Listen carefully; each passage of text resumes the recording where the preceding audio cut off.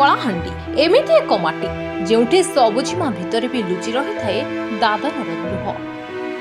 ପେଟ ପାଟଣା ପାଇଁ ନିଜ ଭିଟାମାଟି ଛାଡ଼ି ପର ରାଇଜକୁ ଯାଇ କିଏ ମୃତ୍ୟୁ ହୋଇ ଫେରୁଛନ୍ତି ତ ଆଉ କିଏ ବନ୍ଧା ପଡୁଛନ୍ତି। ଗୋଟିଏ ଗରିବ ପରିବାର ଆଜି ନ୍ୟାୟ ପାଇଁ ଚିତ୍କାର କରୁଛି, ହେଲେ ସେ ଚିତ୍କାର ଶୁଣିବାକୁ କେହି ନାହାନ୍ତି। ତେବେ ଘଟଣାଟି ହେଉଛି କଳାହାଣ୍ଡି ଜିଲ୍ଲା ଜୁନାଗଡ଼ ବ୍ଲକ ଚିଙ୍ଗୁଡିସର ଗ୍ରାମ ପଞ୍ଚାୟତ ଅନ୍ତର୍ଗତ ପରିଆ ଗାଁର ତାରିଣୀ ମାଝୀ ଗତ 2025 ଫେବୃଆରୀ ମାସରେ ମାତ୍ର 60,000 ଟଙ୍କାର ଅଗ୍ରିମ ନେଇ ନିଜ ପରିବାରର 5 ଜଣ ସଦସ୍ୟଙ୍କୁ ଧରି ସେ ତେଲେଙ୍ଗାନା ଯାଇଥିଲେ। ଭାବିଥିଲେ ଇଟା ଗଢ଼ି 2 ପଇସା ରୋଜଗାର କରିବେ, ପରିବାରର ପ୍ରତିପୋଷଣ କରିବେ।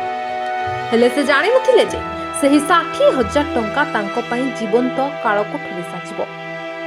ବିଗତ 16 ମାସ ହେଲା ତାରିଣୀ ଓ ତାଙ୍କ ପରିବାର ସେଠାରେ ବନ୍ଧା ପଡ଼ିଛନ୍ତି।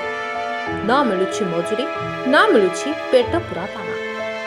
केवल सामान्य राशन सामग्री दे दिन राति पशु भଳି खटाउछि निष्ठुर ठिकादार। आउ जदि केही काम करबाकू मना कला किंबा क्लांत होई पड़िकला तेबे मिलुछि निर्दय माड़। आज लुहभरा आखिरे एक वीडियो जारी करिसेंती तारिणी माझी। ओडिशा सरकार कलाहांडी जिला प्रशासन एवं स्थानीय लोकप्रतिनिधि मानकू 2 हाथ जोड़ी विकल होई गुहारी करुछंती, आमको एठारु उद्धार करंतु, नहले आमे सेमानंक माडरे मरि जिवु। आउ केते दिन एमिति बंधा पड़िबे आम माटीर मनिष? प्रशासन केबे चेतिबो? तारिणीक परिवार निज भिटा माटीकू फेरिबे केबे?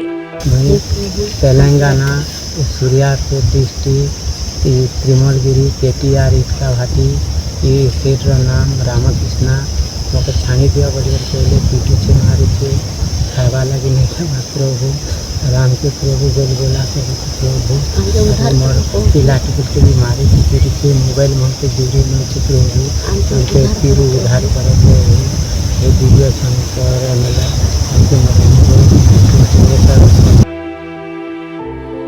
जूनागढ़ रोहित बाग को रिपोर्ट हिरांचल लाइव।